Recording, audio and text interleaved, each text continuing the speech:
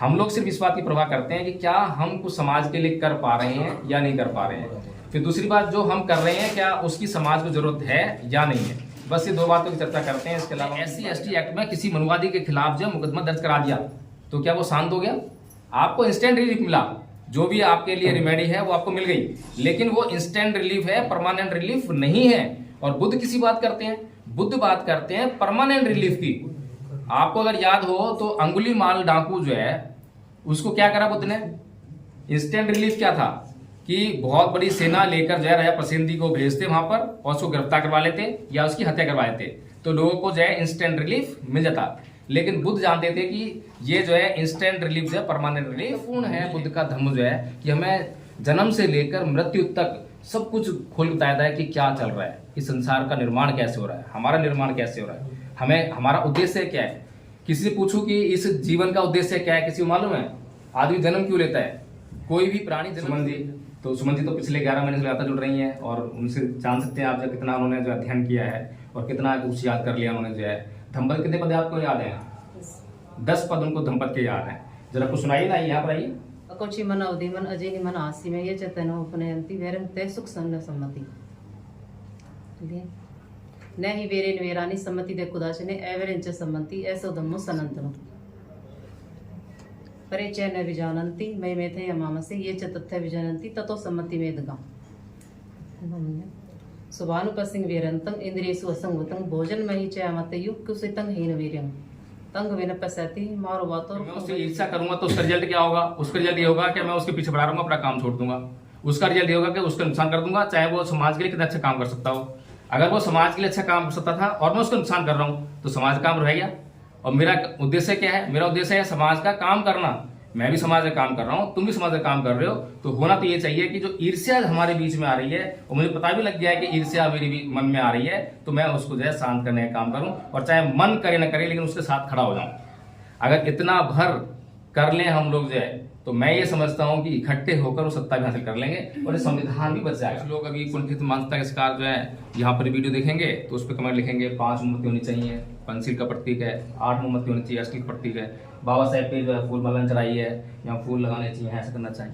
ये सब नियम किसने बनाए हैं? बुद्ध ने तो दिए नहीं है। कुछ लोग बोलते हैं कि शादी विवाह जो है इस तरह करना चाहिए, कोई नियम बुद्ध ने नहीं दिया है। बुद्ध जो है नियमों में मनुष्य को बांधते ही नहीं है। बुद्ध तो जो है स्वतंत्र करते हैं, मुक्त करने के लिए है, हर बंधन से मुक्त करते हैं। वो बंधन में कैसे बांध सकते हैं? आज ये जो ओबीसी समाज जो आज हिंदू है, यही ओबीसी समाज कभी जो है बौद्ध हुआ करता था। और जब ये ओबीसी समाज बौद्ध था तो ये जो राष्ट्र है ये बौद्ध राष्ट्र था। और वही ओबीसी समाज आज हिंदू है तो आज वो जो है ये जो राष्ट्र आपको जो है हिंदू है।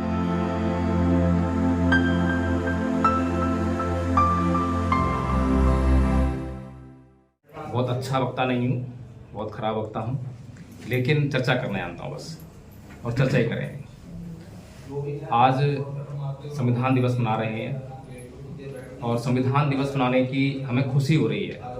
खुशी इसलिए हो रही है क्योंकि संविधान हमारे अपने आदमी, हमारे अपने समाज के आदमी, हमारे अपनी जाति के आदमी, उसके द्वारा लिखा गया और इसलिए हम जो है संविधान दिवस मना रहे हैं। तो दुनिया में तमाम देशों में संविधान लिखे गए हैं, लेकिन इस तरह का सेलिब्रेशन शायद होता हो। यहाँ पर इसलिए होता है क्योंकि हम लोगों को जो है प्रताड़ित किया गया, दबाया गया, शोषण किया गया, अत्याचार किया गया और उस शोषित समाज में से निकलकर किसी ने जो है मसीहा के रूप में काम किया और संविधान लिखकर हमें दिया और हमारे जितने भी जो कष्ट थे उन सब का निवारण जो संविधान में दे दिया। तो इसलिए ये जो सेलिब्रेशन है तो बनता है। लेकिन एक अहम मुद्दा और भी है कि 26 नवंबर 1949 को ये जो संविधान बनकर तैयार हुआ और संविधान सभा को सौंप दिया गया, लेकिन लागू जो है 26 जनवरी 1950 को हुआ। अब इंटरनेशनल लेवल पर जो पहचान बनती है वो 26 नवंबर 1949 की नहीं बनती है, वो बनती है 26 जनवरी 1950 की। तो बाबा साहेब का नाम जो कि इंटरनेशनल लेवल पे होना चाहिए, आज कहीं ना कहीं हम ये कहें कि हमें एक झुंझुना पकड़ा दिया है। उनको 26 नवंबर हम सेलिब्रेट करते हैं, शायद किसी को तकलीफ नहीं है इस देश में। इस देश के मनुवादी लोगों को बिल्कुल तकलीफ नहीं है कि भाई ये तो दलितों का दिन है। इस देश में 26 नवंबर जो भी 1949 का दिन था, आज 26 नवंबर को सेलिब्रेट कर रहे हैं। तो ये सेलिब्रेशन अगर कोई करता है इस देश में तो सिर्फ और सिर्फ बहुजन समाज करता है। मुझे कहने में कोई गुरेज नहीं है।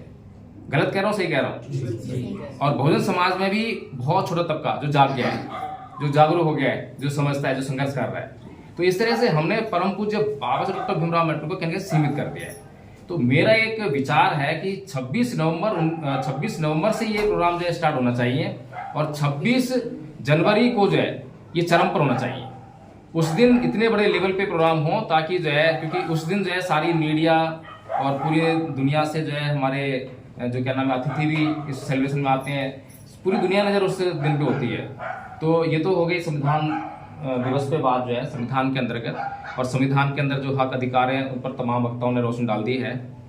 एक कहानी है छोटी सी कि एक बार एक बुढ़िया की सुई खो गई और वो खंबे के नीचे, खंबे में बल्ब लगा हुआ था और उसमें रोशनी हो रही थी। वहां पर जो है वो अपनी जो सुई है वो ढूंढने लगी। एक आदमी भी आके उसकी हेल्प करने लगा, ढूंढने लगा। वहां पर जो है बहुत देर हो गई, सुई नहीं मिली। तो उसने पूछा कि अरे माई, तेरी सुई तुझे पता है कि यहीं खोई थी? कहना भैया सुई तो खैर कुटिया में खोई थी, यहाँ रोशनी हुई इसलिए ढूंढ रही। तो वो हालत हमारे समाज की है कि जहां पर समस्या है वहां पर समस्या को नहीं ढूंढते हैं, उसका निदान वहां ढूंढते हैं, कहीं और ढूंढते हैं। परम पूज्य बाबा साहब डॉक्टर भीमराव अम्बेडकर ने अपनी मृत्यु से मात्र 2 महीने पहले बौद्ध धर्म स्वीकार किया। ये सब हम सभी जानते हैं। अब सोचने वाली बात यह है कि बौद्ध धर्म खाली एक नाम का परिवर्तन करने के लिए बाबा साहब ने अडॉप्ट किया था उसको, या कुछ गुण भी था, या कुछ उसका काम भी था? क्या समाज के लिए कुछ उसका ऐसा महत्व था कि वो वास्तव में एक यूजफुल वर्क था बाबा साहब का? कभी किसी ने सोचा है क्या? अधिकतर लोग जो है धर्म परिवर्तन करते हैं और धर्म परिवर्तन के नाम पे होता ये है कि नाम का परिवर्तन कर लेते हैं। पहले मैं हिंदू था, बौद्ध बन गया। पहले मेरे नाम के आगे कुछ लगता था, अब मेरे नाम के लग गया अविनाश बौद्ध, नीलम बौद्ध, जयभीम प्रकाश बौद्ध। उसके बाद क्या और क्या परिवर्तन होता है? पहले मैं आता था मंदिरों में, अब जाता हूँ बुद्ध विहार में। इतना परिवर्तन। लेकिन क्या वास्तव में इसी परिवर्तन के लिए परम पूज्य बाबा साहब डॉक्टर भीमराव अम्बेडकर ने धर्म परिवर्तन किया था? ये सोचने वाली बात। अभी हम कह रहे हैं कि संविधान हमारा खतरे में है। कैसे खतरे में पड़ गया? कौन उसके जिम्मेदार है? परम पूज्य बाबा साहब डॉक्टर भीमराव अम्बेडकर की राइटिंग एंड स्पीचेस की बात अभी दीपक राज जी कर रहे थे और उन्होंने साफ साफ कहा कि हमें पढ़ना चाहिए। पढ़ेंगे तो पता लगेगा कि परम पूज्य बाबा साहब डॉक्टर भीमराव अम्बेडकर ने कितना रिसर्च किया है। हमारी कोई भी ऐसी समस्या नहीं है जिस पर उन्होंने जो है काम न किया हो, जिस पर उन्होंने कुछ कंक्लूजन निकाल कर हमें न दिया हो, जिस पर उन्होंने रास्ता हमें न दिया हो। ऐसा मुझे बता दें, कोई भी प्रश्न चिन्ह लगा कर बता दें कि ये प्रश्न है जिसका जवाब बाबा साहब ने नहीं दिया। बताइए कोई भी यहाँ बैठे हुए आप लोगों में से कि कोई भी ऐसा प्रश्न उठाइए जिसका जवाब बाबा साहब ने ना दिया हो। चाहे आज आप संविधान रक्षा की बात कर रहे हैं, चाहे सत्ता में आने की बात कर रहे हैं, सब पे बात कर चुके हैं। लेकिन समस्या सिर्फ इतनी है कि हम वही जो बूढ़ी माई है उसकी तरह जो है सुई जो है वहां ढूंढ रहे हैं जहां रोशनी है, जहां खोई है वहां ढूंढ रहे है नहीं। तो अब 2 बातें हैं, एक तो संविधान चाहना है, दूसरा सत्ता में आना है। तो समस्या क्या है और समस्या का निदान क्या है? परम पूज्य बाबा साहब अम्बेडकर जो है अपनी राइटिंग एंड स्पीचेस, खास तौर से अगर आप पढ़ेंगे क्रांति प्रतिक्रांति, ये पुस्तक जिन साथी के पास होगी, जिन्होंने पढ़ी होगी उन्हें पता होगा उनको जो है, तो उसमें साफ साफ लिखते हैं कि इस देश में 2 संस्कृतियों के बीच में युद्ध चल रहा है, बहुत लंबा युद्ध है। वो 2 संस्कृति कौन सी है? एक है श्रमणवाद और एक है ब्राह्मणवाद।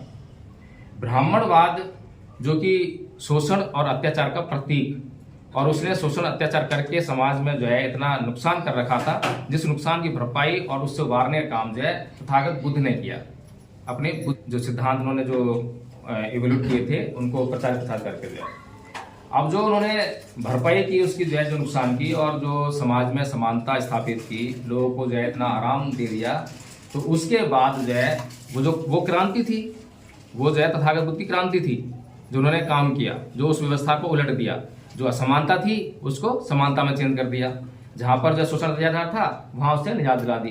तो उसके बाद जो है कुछ लंबे समय के बाद फिर उन शोषणकारी शक्तियों को मौका मिला और उन्होंने जो मौका पाकर जो है फिर प्रतिक्रांति की। अब प्रतिक्रांति के फलस्वरूप उसको जो है आज हम भुगत रहे हैं। तो अगर 2 संस्कृति के बीच में युद्ध है तो परम पूज्य बाबा अम्बेडकर कहते हैं कि हमें इस सांस्कृतिक युद्ध में विजेता होना पड़ेगा। जब तक हम इस सांस्कृतिक युद्ध में विजेता नहीं होते हैं तब तक हमारी जो समस्याएं हैं उनका निदान नहीं हो सकता। 1956 में धर्म परिवर्तन करने से पहले उन्होंने जब तमाम तरह का अध्ययन किया, जितने भी धर्म है उनका अध्ययन किया, बहुत सोचचार किया और बचपन से ही उनके ऊपर बौद्ध धर्म का प्रभाव था, सिद्धांतों का प्रभाव था। लेकिन जब उन्होंने धर्म परिवर्तन किया तो उसके पीछे मेन वजह ये नहीं थी कि मुझे कुछ करना है, वो सब कुछ कर चुके थे। 1950 में संविधान लागू हो गया था और हिंदू कोड बिल भी उन्होंने लिया था, तमाम राइटिंग स्पीच उनकी कंप्लीट थी। इतना महानतम काम जो उन्होंने किए थे वो बिना धर्म परिवर्तन के ही किए थे। वो खुद बोल सकते थे। बुद्ध के धम्म के जो गुण थे वो उनके अंदर समाहित थे ऑलरेडी, और उनको वो अपने जीवन में जो है उस पर चलकर जो है उन्होंने इतने महानतम कार्य कर सके जो। तो परम पूज्य बाबा साहेब डॉक्टर भीमराव अम्बेडकर कहते हैं कि हमें सांस्कृतिक युद्ध में विजेता होना पड़ेगा। तो उसके मायने क्या है? आज अगर भारत की जनसंख्या का थोड़ा सा हम विवरण देखना चाहें तो उसमें जो बहुसंख्यक हैं वे कौन लोग हैं जिनके कारण आज यहाँ की सरकार जो है वो ये कहने के लिए तैयार हो गई है या कहने का साहस कर पा रही है कि आज संविधान को बदल देना चाहिए। फिर वो ये भी कहने साहस कर लेते हैं कि इस देश को हिंदू राष्ट्र घोषित कर देना चाहिए। ये दोनों बातें आपके बीच चल रही हैं। वो जनसंख्या जो है, जनसंख्या का बल जो है वो उनके पीछे कहीं ना कहीं है, जिसके आधार पर वो ये कहने की साहस जो कर पा रहे हैं। तो वो कौन सा बल है? हमारे पास जो है 85% और 15% का जो रेशो है वो साइमन और कंसर्न ने दिया, बहुजन समाज बनाने का दिया। तो उसमें जो है अभी जो 85% है इसमें कौन कौन शामिल है? SC, ST, OBC और माइनॉरिटीज। और बहुत बड़ा जो समाज है वो OBC समाज है। आज ये जो OBC समाज जो आज हिंदू है, यही OBC समाज कभी जो है बौद्ध हुआ करता था। और जब ये OBC समाज बौद्ध था तो ये जो राष्ट्र है ये बौद्ध राष्ट्र था। और वही OBC समाज आज हिंदू है तो आज वो जो है ये जो राष्ट्र आपको जो है हिंदू दिखाई देता है। और आज हिंदू राष्ट्र की संकल्पना को ये कहने का जो है साहस कर पाते हैं। तो कहने का मतलब सिर्फ इतना ही है कि हमें जिस बात की सख्त से सख्त जरूरत है, हमें जरूरत है सांस्कृतिक परिवर्तन की। धर्म परिवर्तन का मामला जो है सांस्कृतिक परिवर्तन होना चाहिए, ये हमने कभी समझने का प्रयास शायद ही किया हो। अभी जो हम लोग पहले हिंदू थे, हम सभी लोग हिंदू रहे होंगे, तो हिंदू रहते हुए जो जो हमारे अंदर कमियां थी, चित्त में जो बीमारियां थी, क्या बौद्ध होने के बाद वो चित्त की जो बीमारियां हैं उनमें कुछ परिवर्तन हुआ या वैसी वैसी बनी हुई है? उदाहरण के लिए जब मैं हिंदू था तो मैं बहुत गुस्सा करता था, बहुत क्रोधी था। क्या बौद्ध बनने के बाद उसमें कुछ परिवर्तन आया? कुछ आया क्या? काम, क्रोध, मोह, लोभ, द्वेष, तृष्णा, ईर्ष्या से मैं जल रहा था, है? तमाम विकार मेरे भीतर थे हिंदू रहते हुए। क्या बौद्ध बनने के बाद मैंने उन विकारों पर काम करना शुरू किया? क्या नहीं शुरू किया। अगर मैं कुछ अपने चित्त में परिवर्तन कर ही नहीं रहा हूं और मैं मंदिर जगह बुद्ध विहार में जाकर रोज धूप जमा रहा हूं, रोज फूल चढ़ा रहा हूं, फूल माला चढ़ा रहा हूं, तमाम तरह के नियमों का पालन कर रहा हूं, क्या फायदा उसका? अभी यहाँ पर जो है 4 मोमबत्ती लाई हुई है। कुछ लोग अभी कुंठित मानसिकता के शिकार जो है यहाँ पर वीडियो देखेंगे तो उस पर कमेंट लिखेंगे 5 मोमबत्ती होनी चाहिए, पंचशील का प्रतीक है, 8 मोमबत्ती होनी चाहिए, अष्टमी का प्रतीक है, बाबा साहेब पे जो है फूल माला चढ़ाई है, यहाँ फूल लगाने चाहिए, ऐसा करना चाहिए। ये सब नियम किसने बनाए हैं? बुद्ध ने तो दिए नहीं है।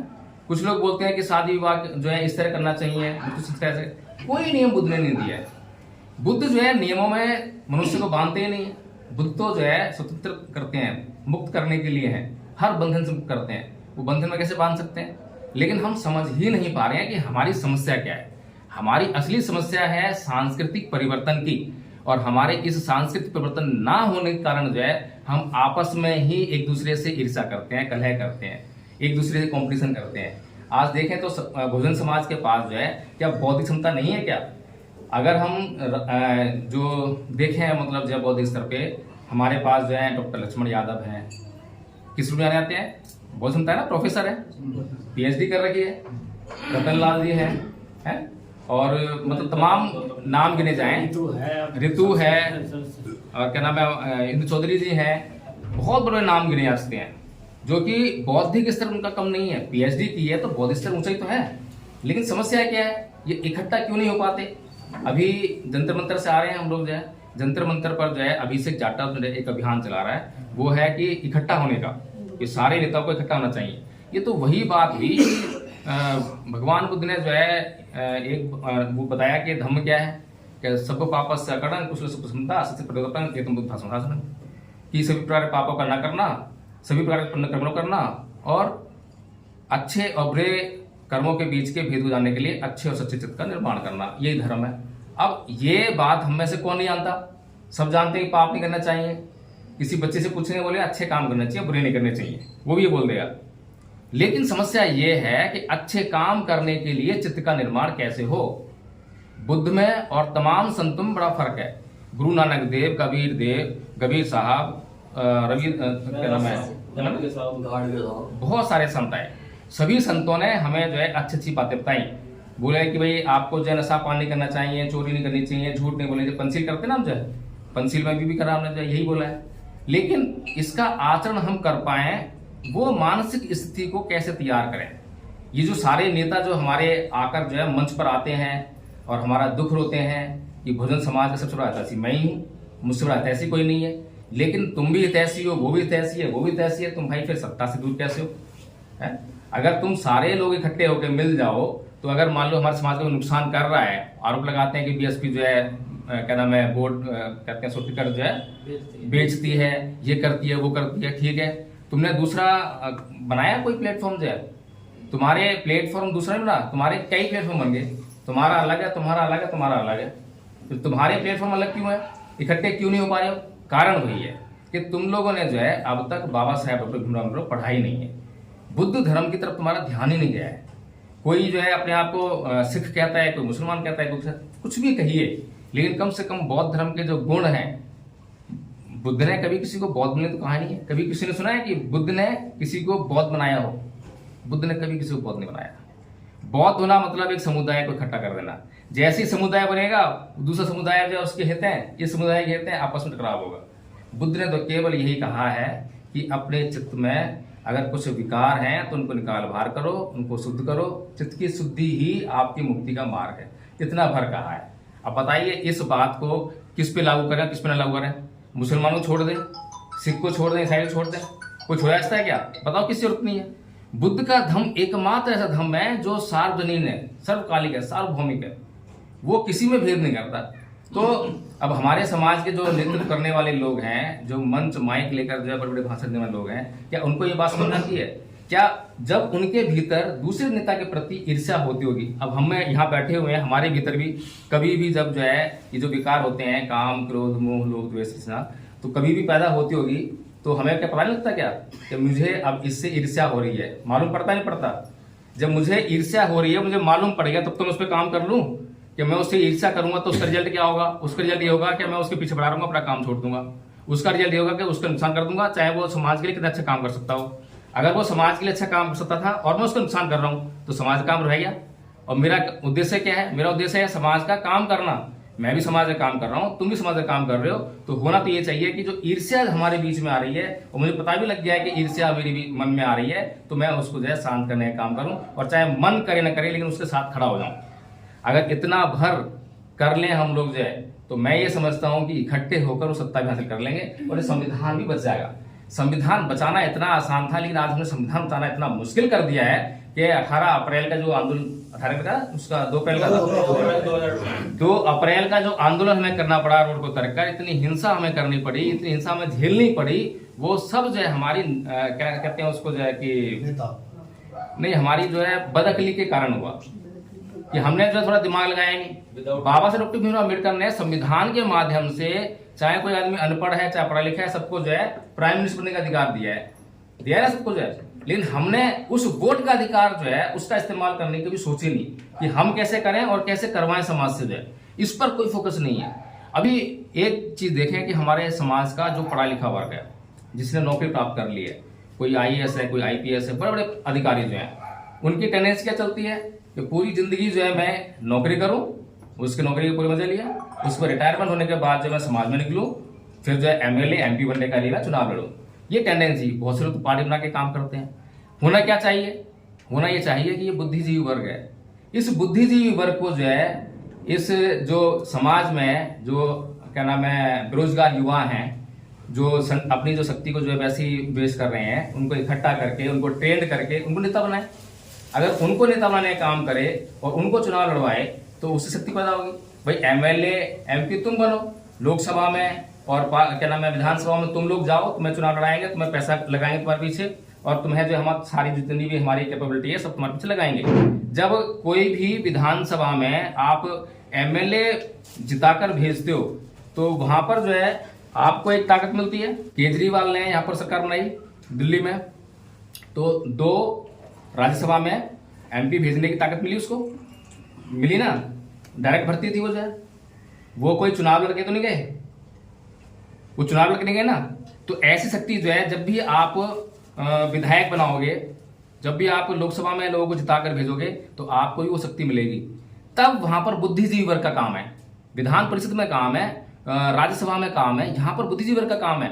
तो यही बुद्धिजीवी वर्ग थोड़ा सा अगर पेशेंस रखे और यही जो मैं बात कर रहा हूँ बुद्ध के धर्म को मानने की, अच्छी तरह से मानने की, इस पर चलने की, अगर ये काम कर ले, अपने भीतर से कॉम्पिटिशन निकाल दे, ईर्ष्या निकाल दे, जलन निकाल दे, और आपस में जो है इकट्ठा होने के लिए संघ का निर्माण कर ले, संघ के नियम तय कर ले, संघ के काम तय कर ले, तो यही जो बुद्धिजीवी वर्ग है बहुत बड़े पैमाने पर जो है जब समाज को जोड़ने का काम करे और समाज का फिर विश्वास आएगा।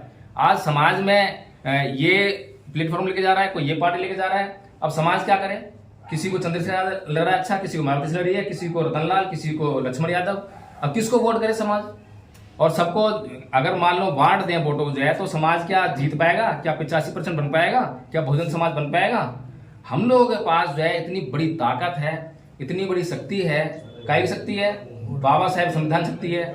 काय की शक्ति है? बुद्ध के धम्म की शक्ति है? हमारा चित्त जो शुद्ध होना चाहिए, लेकिन हमारा ही चित्त जो है विकृत है।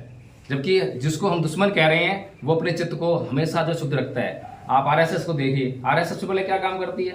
जो भी उसके अंदर आते हैं, भर्ती लेते हैं, 3 साल का कोर्स मेरे ख्याल से उनका होता है, प्रथम वर्ष का, द्वितीय वर्ष का, तृतीय वर्ष का, 3 वर्ष की ट्रेनिंग देते हैं। और क्या सिखाते हैं उसमें कि सबसे पहले इसको जो मंच माइक की जो प्रलोभन होता है वो इसके अंदर निकालना है, ये जो साधारण कार्यकर्ता बनाना है। बड़े से बड़े नेता होगा, बड़ा करोड़पति होगा, जो भी आएगा पहले उसको जो है साधारण बनाना है। साधारण बनना जब सीख जाएगा तब वो अच्छा बोलना और अच्छा काम करना सीख जाएगा, डेडिकेट हो जाएगा समाज के प्रति। जब डेडिकेट हो जाएगा और उसको उद्देश्य पता लग जाएगा तो फिर वो पीछे मुड़कर नहीं देखेगा। तो हम लोग, मैं ये समझता हूँ कि हम लोगों को जो है, जो हमारे आदरणीय नेतागण हैं, उनको ये सब बातें समझाने का काम करने का मौका मिले। लेकिन हम लोग जो है, क्योंकि इतना हमारे पास औधा नहीं है कि हम लोग उनसे बातचीत कर पाएँ, उनको ये सब समझा पाएँ। हमारी इतनी औकात नहीं कि हम मायावती को समझा पाएँ, है क्या हमारी कोई? हम उनसे बात नहीं कर सकते। तो हम क्या करें? तो हम लोगों ने जो है अपना एक धम्मपथ ट्रस्ट शुरू किया। पिछले 11 महीने में जो है हमने बहुत से लोगों को ट्रेन करने का प्रयास किया, और जो लोग कभी कुछ बोलना भी नहीं जानते थे ढंग से जो है, तो उन्होंने जो है पाली में बहुत सारा लिटरेचर याद किया।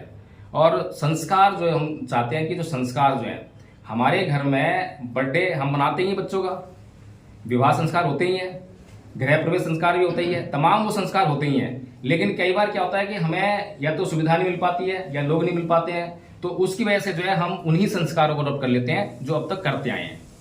उदाहरण के लिए बर्थडे हम सेलिब्रेट करते हैं, तो बर्थडे हम कैसे मनाते हैं? वही केक और वही मोमबत्ती, और मोमबत्ती हम बुझा देते हैं। बुद्ध कहते हैं कि दीपक जलाओ, और हम दीपक को बुझा रहे हैं, उल्टा काम कर रहे हैं। तो अगर हम थोड़ा सा अगर हम समझ जाएं कि बच्चे का जो बर्थडे है उसको कैसे सेलिब्रेट करना है, इसका थोड़ा सा छोटा संस्कार है, उसको सीख जाएं, तो उसी संस्कार से हम अपने बच्चों का भी सेलिब्रेशन करेंगे। और जब हम बच्चों का बर्थडे मनाएंगे तो हमारे रिश्तेदार आएंगे, अड़ोसी पड़ोसी आएंगे, जो भी जानकार लोग वो आएंगे, और उसमें एक छोटा सा देशना का प्रोग्राम रखते हैं। हम खुद ही रख लें, हम खुद ही करें देशना जो है, जरूरत नहीं है किसी को, अगर कोई बौद्धिक छू अवेलेबल है तो उसको बुला लें, नहीं तो हम खुद देशना करें, बताएं लोगों को कि बुद्ध के धम्म की क्या ताकत है, बुद्ध का धम्म क्यों जरूरी है, और बुद्ध के धम्म के बिना जो है कितना अनिष्ट हो रहा है इस देश में जो है। तो अगर हम इतना प्रोग्राम करने लग जाएं तो मैं समझता हूँ बुद्ध का धम्म धीरे धीरे जो है प्रचार प्रसार होने लग जाएगा। तो यही कार्य हम लोगों ने पिछले 11 महीने में किया है कि हम लोगों ने जो है लगातार लोगों को, जो भी हमसे जुड़े हैं, उसमें प्रथम वर्ष, द्वितीय वर्ष और तृतीय वर्ष, 3 वर्ष का हमने भी सिलेबस तैयार किया है। और प्रथम वर्ष का सिलेबस जो है वही जो आज हमने किया, ये प्रथम वर्ष सिलेबस है। वंदना करना सिंपल, वंदना साथ में जो धम्मपद के 5 पद याद करा रखे हैं, वो अपना उसके आधार पे जो है आधा घंटे के 1 घंटे की देशना कर सकता है, कोई भी आदमी बता सकता है कि धम्म क्या है। उसके बाद जो है जो द्वितीय वर्ष का जो कोर्स है वो संस्कार का है, यानी कि जितने भी हमारे जीवन संस्कार होते हैं उनको जो है हम जान जाएं कि कैसे उनको करवाना है। तो हमारे पास संस्कारकर्ता पैदा हो जाएंगे। फिर तीसरे वर्ष का जो कोर्स है उसमें जो है बुद्ध के धम्म के जो गूढ़ तत्व हैं, जो सिद्धांत हैं, उनकी जानकारी हासिल करना, उनका अध्ययन करना। ये इस तरह से 3 वर्ष का जो हमने कोर्स जो है तैयार किया है। तो इसीलिए जो है अभी हमारे बीच में जो है 2 साथी आप हैं, सोनू जी हैं और आप हैं सुमन जी। तो सुमन जी तो पिछले 11 महीने से लगातार जुड़ रही हैं और उनसे जान सकते हैं आप जो कितना उन्होंने जो अध्ययन किया है और कितना कुछ याद कर लिया उन्होंने जो है। धम्पद कितने पद आपको याद है? 10 पद उनको धम्पद के याद हैं। जरा कुछ सुनाइए ना, यहाँ पर आइए। मनोपुगमा दम्मा मनोसेठा मनोमया मनसा जय पसनेन पदुठेन वास्ति वा करोति वा ततो न दुखम नवेति छवैतम। मन सभी प्रवृत्ति का हुआ और मन में उनका प्रदान है, सभी मन से उत्पन्न होती है। यदि कोई बुरे मन से कार्य करता है तो दुख उसका उसी प्रकार पीछा करता है, जैसे गाड़ी खींचने बैल पैरों का। अकोची मन अवधि मन अजय मन आसी में ये चेतन उपनयंती वैरंग तय सुख सन्न सम्मति न ही वेरेन वेरानी सम्मति दे कुदाचने एवरेंच सम्मति ऐसो धम्मो सनंतनो परिचय न विजानंती मय मेथे यमामसे ये च तथ्य विजानंती ततो सम्मति मेदगा। सुभानुपसिंग वेरंतं इंद्रियसु असंगतं भोजन मही च अमतयु कुसितं हीन वीर्यं तंग वेन पसैति मारो वातोर खंग वे दुबलंग। अगली 10वीं है असुभानु असुभानुपसिंग वेरंतं इंद्रियसु सुसंगवतं भोजन मही च अमतयु सदंग आर्धयं तंग वे पसैति तंग वे न पसैति मारो वातो सैलंग पवतं। जी ऐसे हमारे पास जो है लगभग कितने लोग हैं दीपक जी मीटिंग में? लगभग 11 लोग हैं जो जानते हैं। 11 लोग ऐसे हैं जो ये धम्पद के 10, किसी ने 12, किसी ने 15 जय मंगल अटका था और उसमें खमाई याचना, सीली याचना ये सब सीख चुके हैं, मुझे करा चुके हैं। थोड़ी सी क्योंकि यहाँ पे आकर बोलना बड़ा हेजिटेशन होती है तो उसका देखने को फर्क है। तो ये जो जैसे कि पहले पद में बोला कि मनोपुगंगमा धम्मा मनोसेठा मनोमया मन सत्य पदुठेन वासति वा करोति वा तो नंग दुख मनवेति चक्कंग व गत पदन कि मन ही सभी प्रवृत्तियों का अगुवा है। आज मन पर कितनी बड़ी रिसर्च हुई है। अभी आप लोगों ने एक मूवी देखी होगी, द सीक्रेट मूवी है, मैंने देखी तो मैं बड़ा आश्चर्यचकित रह गया। मैं कहा ये इतना बड़ा ज्ञान मतलब है कि लॉ ऑफ अट्रैक्शन की एक दूसरे को आकर्षित करती हैं, कैसे आकर्षित करती हैं, उसको जब हमने प्रैक्टिकल के देखा तो वास्तव में ऐसा होता है। लेकिन यही ज्ञान जिसको इंस्ट्रूमेंट तमाम इक्विपमेंट्स के द्वारा जो है तमाम वैज्ञानिक और डॉक्टर मिलकर जो है ये खोज कर रहे हैं कि एक दूसरे को चीज़ आकर्षित कर रही हैं और मन से ही सब कुछ चलता है। तो यही चीज़ आज से 2600 साल पहले तथागत बुद्ध ने ये पहली गाथा में कहा है, धम्पद गाथा में।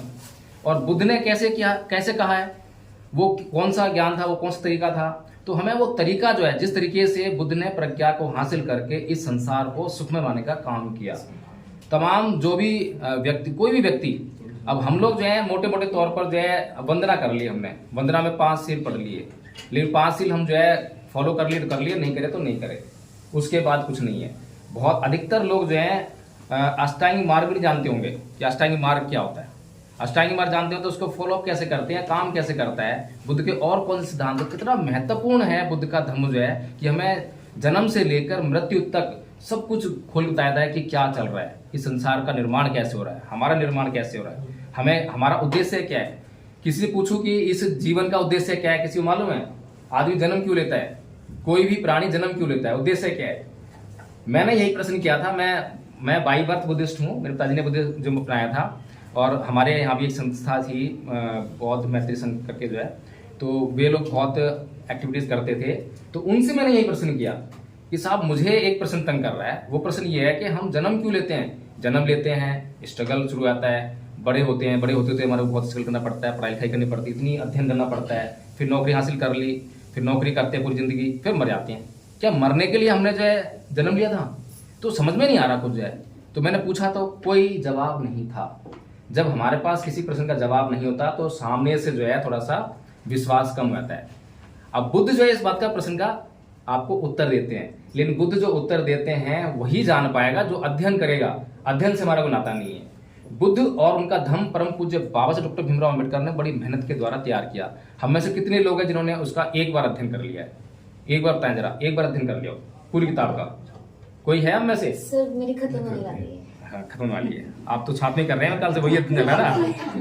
हाँ चलो, आधी का कितने कर लिया? आधी पुस्तक का अध्ययन कर लिया हो? कुछ का हो गया सर। पर 2 बार हो गया अधिकार, हाँ। पहले भी किया हुआ है। तो कहने का मतलब ये है कि हम खाली नाम लेने से, अभी हम संविधान के खूब गुणगान कर रहे हैं, बाबा साहब का खूब गुणगान कर रहे हैं, कुछ फायदा होने वाला नहीं है। संविधान के अंदर जो मूल अधिकार लिखे हुए हैं उनकी जानकारी हमें नहीं होगी तो हम अपने अधिकार मांगेंगे कैसे? हैं? हमारे पास जो 51A(H) में क्या लिखा हुआ है, साइंटिफिक टेम्परामेंट की बात लिखी हुई है, सुप्रीम कोर्ट जाके आज का केस दायर करेंगे। संविधान को पढ़ने के बाद पता लग पाएगा। इस तरह से बुद्ध का धम्म है, गुणकारी है। बाबा साहेब ने केवल इसलिए इस धर्म को परिवर्तित नहीं किया था, परिवर्तन नहीं किया धर्म का जो है कि खाली मैं अपने लोगों को बौद्ध बना दूं, और उसके बाद बाबा साहेब जानते थे कि मेरे लोग जिस दिन बुद्ध के धम्म का अध्ययन करने लगे उनके सारे दुख दूर हो जाएंगे। बहुत से लोग बोलते हैं कि संविधान जो है हमारे लिए सर्वोपरि सब कुछ है। मैं कहता हूं कि विनय बुद्ध का धम्म उससे भी ऊपर है। आपको जो संविधान है, संविधान के द्वारा जो कानून है वो क्या काम करते हैं? वो आपको जो है इंस्टेंट रिलीफ देते हैं। आपको किसी ने अभी गाली दी, अत्याचार हुआ, मारपीट करी, आपका सर फोड़ दिया, तो आप तुरंत पुलिस में जाकर जो प्रोटेक्शन ले सकते हैं। ये एक इंस्टेंट रिलीफ है, लेकिन ये कोई परमानेंट रिलीफ नहीं है। आपने SC/ST एक्ट में किसी मनुवादी के खिलाफ जो मुकदमा दर्ज करा दिया तो क्या वो शांत हो गया? आपको इंस्टेंट रिलीफ मिला, जो भी आपके लिए रेमेडी है वो आपको मिल गई, लेकिन वो इंस्टेंट रिलीफ है, परमानेंट रिलीफ नहीं है। और बुद्ध किसी बात करते हैं, बुद्ध बात करते हैं परमानेंट रिलीफ की। आपको अगर याद हो तो अंगुलीमाल डाकू जो है उसको क्या करा बुद्ध ने? इंस्टेंट रिलीफ क्या था कि बहुत बड़ी सेना लेकर जो है राजा प्रसिद्धि को भेजते वहां पर और उसको गिरफ्तार करवा लेते या उसकी हत्या करवा लेते, तो लोगों को जो है इंस्टेंट रिलीफ मिल जाता। लेकिन बुद्ध जानते थे कि ये जो है इंस्टेंट रिलीफ जो है परमानेंट रिलीफ नहीं है, लोगों को परमानेंट रिलीफ देना है। तो बुद्ध ने क्या करा? बुद्ध निहत्थे जो है जंगल में प्रवेश करते हैं, कोई सेना नहीं है, कोई हथियार नहीं है, बिल्कुल निर्भीक, और उस अंगुलीमाल डाकू को जो है अपने पीछे पालतू पशु की तरह बनाकर ले आते हैं और समाज में लाकर क्या बनाते हैं? भिक्खु बना देते हैं। और वही भिक्खु जो समाज का नुकसान कर रहा था, अब वही भिक्खु जो है समाज का कल्याण करने लगा और एक अरहत भिक्खु बन गया। तो बस शॉर्ट में कहने का मतलब यही है कि हम लोग जो है बिना इस बात की परवाह किए कि हम लोगों का जो धम्मपथ ट्रस्ट बड़ा है, छोटा है, अच्छा है, बुरा है, कैसा है, कैसा नहीं है, हम लोग इसकी परवाह नहीं करते हैं। कभी भी हम जो है फंड की परवाह नहीं करते हैं। हम लोग सिर्फ इस बात की परवाह करते हैं कि क्या हम कुछ समाज के लिए कर पा रहे हैं या नहीं कर पा रहे हैं। फिर दूसरी बात, जो हम कर रहे हैं क्या उसकी समाज को जरूरत है या नहीं है। बस ये 2 बातों की चर्चा करते हैं, इसके अलावा हम किसी बात नहीं करते। और रोज सुबह 5:30 बजे से लेकर 6:30 बजे तक और रोज शाम को 8:30 बजे से 10 बजे तक गूगल मीट पे जो है हम लोग चर्चा करते हैं। वहां पर हर तरह की चर्चा उपलब्ध है। जो भी ज्ञान आपके पास है आप भी बताओगे, मेरे पास है मैं बताऊंगा। कोई ये क्लेम नहीं करता कि मैं सर्वोपरि हूँ, मैं सबसे ज्यादा जानता हूँ, कोई क्लेम नहीं है। सभी लोग एक दूसरे का आदर सम्मान करते हुए और इन बातों को अपने जो भी समस्याएं हैं, धर्म के तत्व जो समझ में नहीं आ रहे हैं वो, या कोई और समस्याएं जीवन में व्यवहारिक समस्याएं, आपको एक उदाहरण देता हूं मैं। अभी सुमन जी ने आपको एक गाथा सुनाई थी, अकोछी मंग अवधि मंग अजीनी मंग अहासी में ये चतंग पनहंती बेरंग तेसंग न सम्मति। ये गाथा बहुत महत्वपूर्ण है। यानी उसने मुझे लूट लिया, उसने मुझे गाली दे दी, उसने मुझे मारा, उसने मुझे जीत लिया, जो इस प्रकार की बातों को अपने मन में बनाए रखते हैं उनका वैर कभी शांत नहीं होता। अब यही गाथा जो है मेरे साथी थे, तो हम लोग पार्क जाया करते थे सुबह सुबह, और पार्क जाते थे तो यही गाथा उनको मैं जो है रटा रहा था, ऐसे याद करा रहा था और अर्थ भी याद करा रहे थे हमको जो है, तो उनको याद भी हो गया अच्छी तरह से। एक दिन जो है मेरे पास फोन आया उनके घर से, उनकी मैडम का, और वो दिल्ली पुलिस में जॉब करते हैं, मेल जो है। तो उनका फोन आया मैडम का कि ना हमारे घर में झगड़ा हो गया हम दोनों के बीच में और पिछले 3 दिन से हमारे बीच में बोलचाल नहीं है। मैं ठीक है जी, तो प्रकाश जी आप जो जल्दी घर आ जाओ। हम पहुंचे घर पे जो है, जैसे हम पहुंचे तो उसी वक्त वो ड्यूटी से आए थे साहब जो है, तो पानी लेकर आई मैडम जो उनके लिए। और जैसे उन्होंने पानी आगे किया पीने के लिए, तो उनको बोलते हैं कि अगर ये लोग यहाँ पे घर ना आए होते, घर पे ना होते, तो ये पानी का गिलास तेरे मुंह पे दे के मारता मैं। फिर मैंने जो है उनसे सिर्फ छोटी सी बात पूछी कि आप मुझे ये बताइए कि हम रोज सुबह जो है पार्क में एक गाथा याद करते हैं, उस गाथा का मतलब क्या है। मैंने कुछ नहीं बोला, बस इतना ही बोला, यही वाली गाथा थी, इसका मतलब पूछा खाली, तो वो मुस्कुरा दिए और मुस्कुराकर उसी टाइम जो है सारा गुस्सा छूट। अब गुस्सा किस लिए आ रहा था? क्योंकि आदमी बेहोशी में जी रहा था, पता ही नहीं है गुस्सा क्यों कर रहा है, पता ही नहीं क्या कर रहा है, क्या हो रहा है। हमारे जीवन में इतना कुछ हो रहा है हमें पता ही नहीं है। हम विपස්සना करते हैं, विपස්සना में यही सब सीखने का काम करते हैं कि हम अपने जीवन में जागरूक रह के अपने जीवन को जी सकें और जितने भी चित्त में विकार हैं उनको समझ सकें, जान सकें और उनको दूर करने का धीरे धीरे प्रयास करें। बस एक ये प्रयास है। तो इन्हीं सब बातों के साथ में अपनी बात समाप्त करता हूँ।